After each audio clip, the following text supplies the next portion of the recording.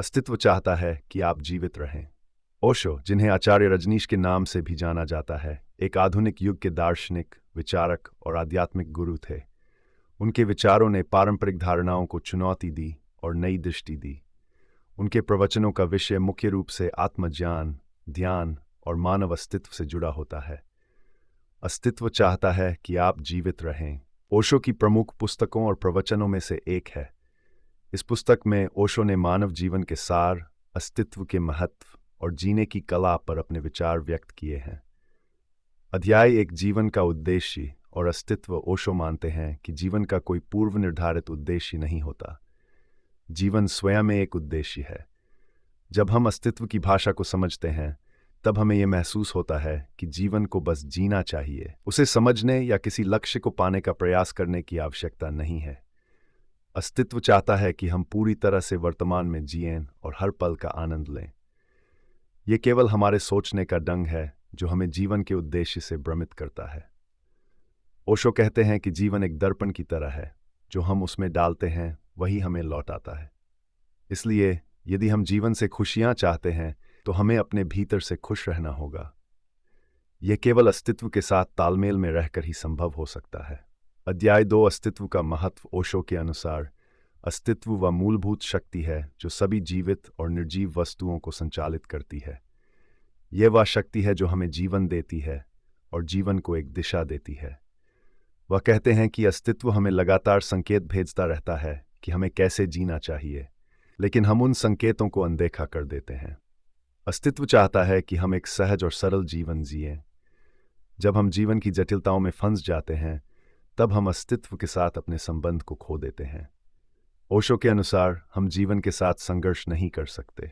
हमें जीवन के प्रवाह में बहना चाहिए। अस्तित्व हमें चुनौतियां देता है ताकि हम उससे कुछ सीख सकें और अपने जीवन को समृद्ध कर सकें।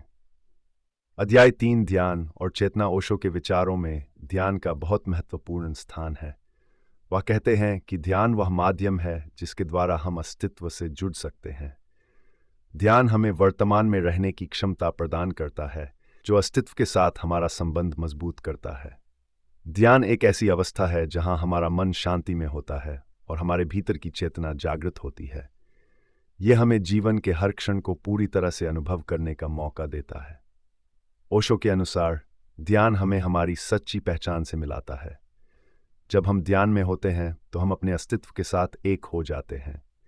यह हमें यह एहसास दिलाता है कि जीवन का हर क्षण महत्वपूर्ण है और हमें उसे पूरी तरह से जीना चाहिए। अध्याय 4 भय और जीवन का संघर्ष। ओशो बताते हैं कि हमारे जीवन में सबसे बड़ा संघर्ष भय से है। यह भय हमें अस्तित्व से अलग करता है।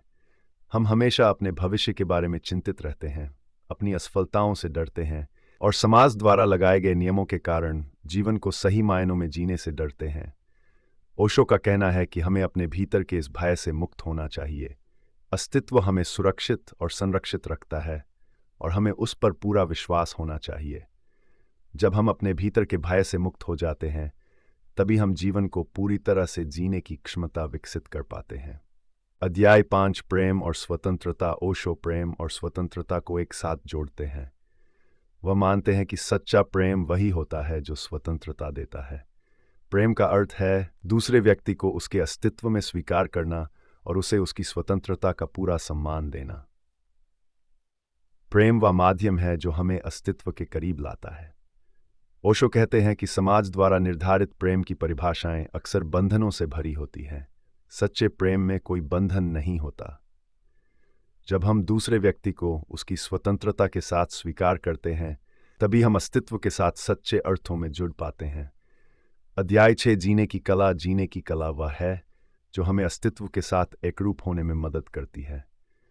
ओशो कहते हैं कि हमें अपने जीवन को एक उत्सव की तरह जीना चाहिए। हर दिन, हर पल एक नया अवसर है जिसे हमें पूरी तरह से जीना चाहिए। जीवन में आने वाली हर परिस्थिति का स्वागत करना चाहिए, चाहे वह सुखद हो या दुखद। हमें हर अनुभव से कुछ न कुछ सीखने की कोशिश करनी चाहिए। अध्याय 7 मृत्यु का महत्व। ओशो के अनुसार मृत्यु भी जीवन का एक अभिन्न हिस्सा है। हम जीवन को तब तक पूरी तरह से नहीं समझ सकते जब तक कि हम मृत्यु के महत्व को नहीं समझते। ओशो कहते हैं कि मृत्यु एक नई शुरुआत है। ये जीवन का अंत नहीं, बल्कि एक नया अध्याय है। मृत्यु के बारे में हमारा भय हमें जीवन को सही ढंग से जीने से रोकता है। हमें यह समझना चाहिए कि मृत्यु भी अस्तित्व का ही एक हिस्सा है और उसे हमें सहजता से स्वीकार करना चाहिए। अध्याय आज समाज और धर्म, ओशो समाज और धर्म पर भी अपनी कड़ी टिप्पणियां करते हैं। वह कहते हैं कि समाज और धर्म ने मानव जीवन को कई बंधनों में जकड़ रखा है। धर्म ने मानव को स्वतंत्र रूप से जीने की बजाय उसे नियमों और रिवाजों में बांध दिया है। ओशो का मानना है कि धर्म का उद्देश्य ही लोगों को आध्यात्मिक रूप से स्वतंत्र बनाना था, लेकिन इसके विपरीत धर्म ने मानव को और अधिक जकड़न में डाल दिया है। ओशो का संदेश है कि हमें किसी धर्म या समाज के नियमों के बजाय अपने अंदर के सत्य को ढूंढना चाहिए। अस्तित्व चाहता है कि आप जीवित रहें। ओशो का एक गहन और प्रेरणादायक संदेश है। ये पुस्तक हमें जीवन के बारे में गहराई से सोचने के लिए प्रेरित करती है। ओशो के विचार हमें ये सिखाते हैं कि हमें जीवन को पूरी तरह से जीना चाहिए, बिना किसी डर या चिंता के। अस्तित्व हमें हर पल जीवन को सही मायनों में जीने के लिए प्रेरित करता है। यह हमारे लिए आवश्यक है कि हम अस्तित्व के साथ तालमेल में रहें और जीवन को एक उत्सव की तरह जिएं।